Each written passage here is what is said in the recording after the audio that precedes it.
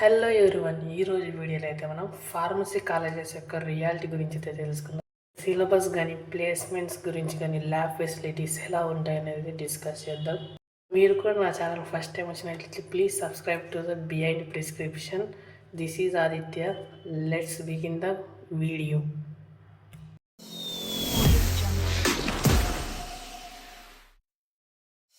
చిన్న డిస్క్లైమర్, ఈ వీడియో వచ్చేసి పర్సనల్ అబ్జర్వేషన్ అండ్ ఎక్స్పీరియన్స్తో మాత్రమే చేస్తున్నాం.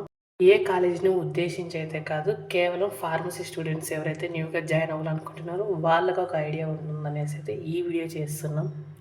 ఈ వీడియోలో మనం top 10 roots of pharmacy colleges అయితే డిస్కస్ చేద్దాం. మనం కాలేజ్లో జాయిన్ అవ్వగానే క్యాంపస్ను చూసి కానీ, లేదంటే క్యాంపస్లో 100% ప్లేస్మెంట్స్ అని కానీ, ఫెసిలిటీస్ బాగుంటాయని కానీ ఏదో ఒక రీజన్తో అయితే జాయిన్ అవుతాం. But the expectations and the reality of the colleges అయితే డిఫరెంట్గా అయితే ఉంటుంది. నెంబర్ 1 వచ్చేసి outdated syllabus or rushed syllabus completion. కొన్ని కాలేజెస్లో త్రూఅవుట్ ఇయర్ స్లోగా సిలబస్ చెప్పేసి before the semester or mid exams అయితే సిలబస్ని ఫాస్ట్గా చెప్పడం అయితే జరుగుతూ ఉంటుంది. సో ఇంకొన్ని కాలేజెస్లో వచ్చేసి అవుట్డేటెడ్ సిలబస్ అయితే చెప్పడం జరుగుతుంది అనమాట. లైక్ న్యూ ఫార్మసీ కరికులం వచ్చినప్పటికీ ఓల్డ్ సిలబస్ని అయితే ఫాలో అవుతూ ఉంటారు. లైక్ ఇప్పుడు ఒక కాలేజ్ నేమ్ ఏ ఉంది, అలాగే బి ఉందని అయితే అనుకుందాం. సో కాలేజ్ ఏలో వచ్చేసి హెచ్ఏపి ఫార్మస్యూటికల్ అనాలిసిస్ అయితే టీచ్ చేస్తున్నారు. కానీ బిలో వచ్చేసి ఏఐ మరియు digital pharmacy, Python related to the pharmacy, data analytics for health care అయితే టీచ్ చేస్తున్నారు. సో దీనివల్ల స్టూడెంట్స్ యొక్క ఇండస్ట్రియల్ స్కిల్స్ అనేవి అయితే డెవలప్ అవ్వడం జరుగుతుంది. సెకండ్ వచ్చేసి industrial skill versus college focus.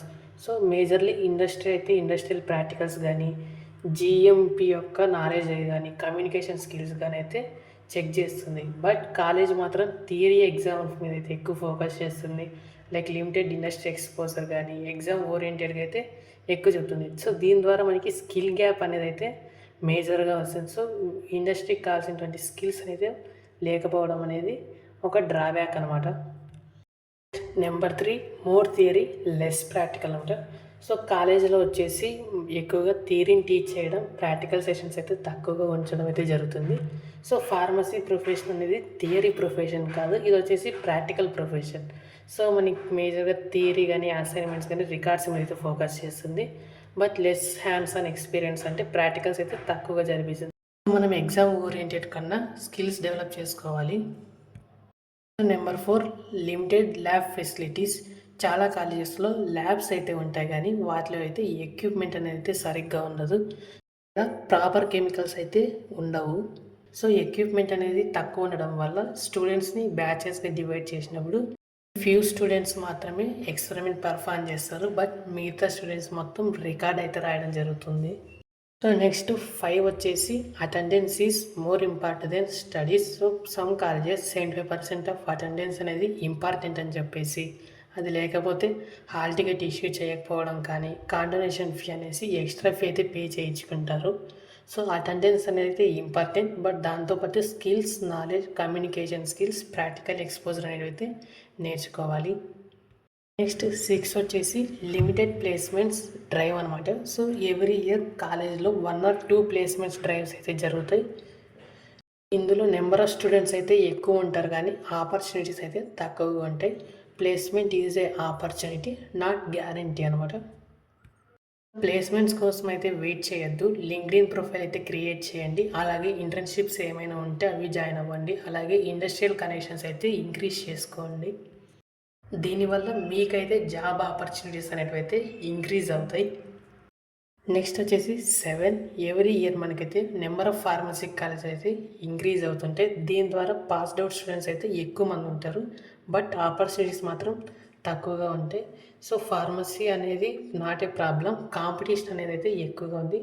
So దీనికి మీ యొక్క డిగ్రీ మాత్రమే సరిపోదు, డిగ్రీ ప్లస్ స్కిల్స్ అయితే రిక్వైర్డ్గా ఉంటుంది. సో దట్ ఏఐ టూల్స్ అయితే నేర్చుకోండి, దీని ద్వారా మీ యొక్క ఛాన్సెస్ ఆఫ్ సెలెక్షన్ అయితే ఇంక్రీజ్ అవుతుంది.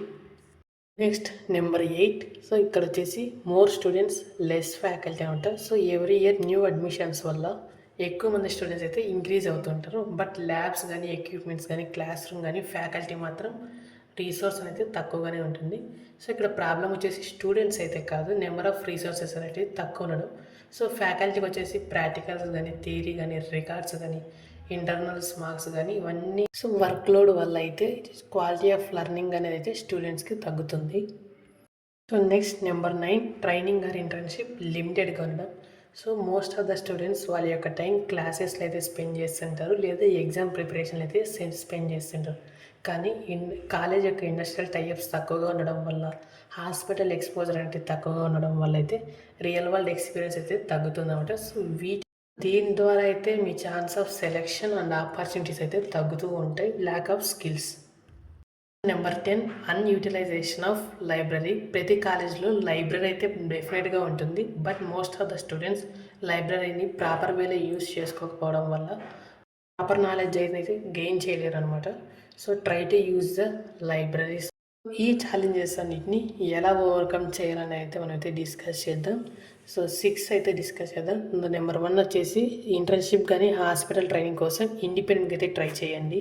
2, కమ్యూనికేషన్ స్కిల్స్ లేదా క్లినికల్ స్కిల్స్ అయితే నేర్చుకోండి. నెంబర్ 3, డిజిటల్ స్కిల్స్ అయితే నేర్చుకోండి, like data analysis, medical writing లాంటివి.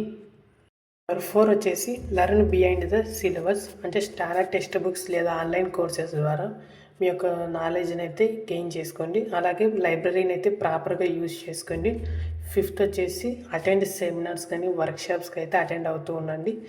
దాని ద్వారా మీ యొక్క స్కిల్స్ అండ్ నాలెడ్జ్ అయితే ఇంప్రూవ్ అవుతాయి. సో కాలేజ్ మనకు కేవలం డిగ్రీ మాత్రమే ఇస్తుంది, మన కెరియర్ని మన స్కిల్స్తో మనమే బిల్డ్ చేసుకోవాల్సి అయితే ఉంటుంది. నెక్స్ట్ వీడియోలో మనం how to choose best pharmacy college అయితే డిస్కస్ చేద్దాం. ఏ ఫ్యాక్టర్స్ని అయితే మనం బేస్ చేసుకొని ఫార్మసీ కాలేజ్ చూస్ చేసుకోవాలని అయితే నెక్స్ట్ వీడియో అయితే డిస్కస్ చేద్దాం. I hope you like this video. మీకు కూడా ఈ వీడియో నచ్చినట్లయితే ప్లీజ్ లైక్ చేసి, షేర్ చేసి, సబ్స్క్రైబ్ అయితే చేసుకోండి. Behind prescription 46. Thank you.